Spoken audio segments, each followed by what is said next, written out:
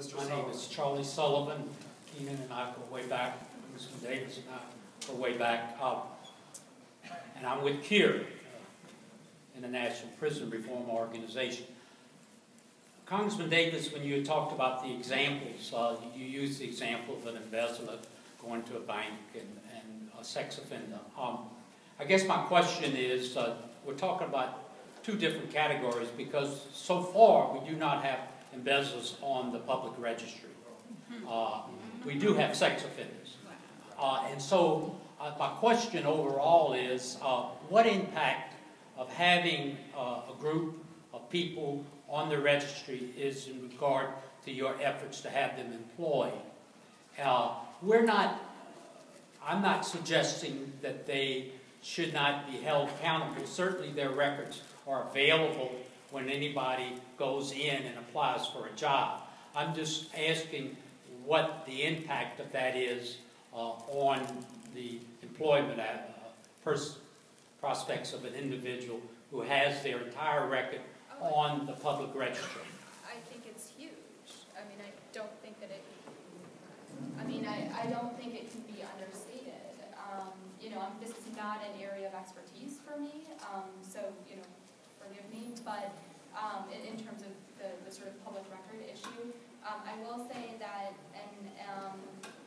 at least in the conversations that I've had with providers and with people trying to get jobs, one of the things that they continue to talk about is, in fact, that records may be available for public download, but when they actually go online and Google search their name or pull up their own record, they find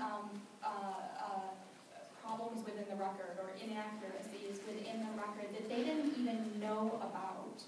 And so I just think there's like layers of problem here and layers of concern that what's really in there. So again, this is not my area of expertise, but I think we have to think long and hard about this. Yeah. And Congressman Davis, we've talked to you about housing. So if a person cannot find housing and is caught where they can't find a job, what do they do? Let me tell you, I try and start sometimes with what people might be willing to accept a little bit more. It's terribly unfair. I've had some knockdown drag-outs with local activists who live in public housing, who themselves have voted that they don't want individuals who have records to live in the same buildings that are subsidized, Section 8, which I consider manna from heaven. But they feel that their life would just be totally disrupted if they had individuals living in the same buildings. I've had knockdown drag-outs with senior citizens because they don't want young individuals who are disabled to live in the same buildings with them. You have senior and disabled facilities, and they will say to me, look, these guys run around in their wheelchairs through the halls all night, having parties and enjoying themselves. And yeah, they're disabled, but their lifestyles are very different than ours. And so sometimes I guess there are certain kinds of compromises that you go with in terms of the rights that people have. And I take the position that my rights end where your rights begin, and that we try and reconcile this whole notion. And yeah, I think it's terribly unfair. I've worked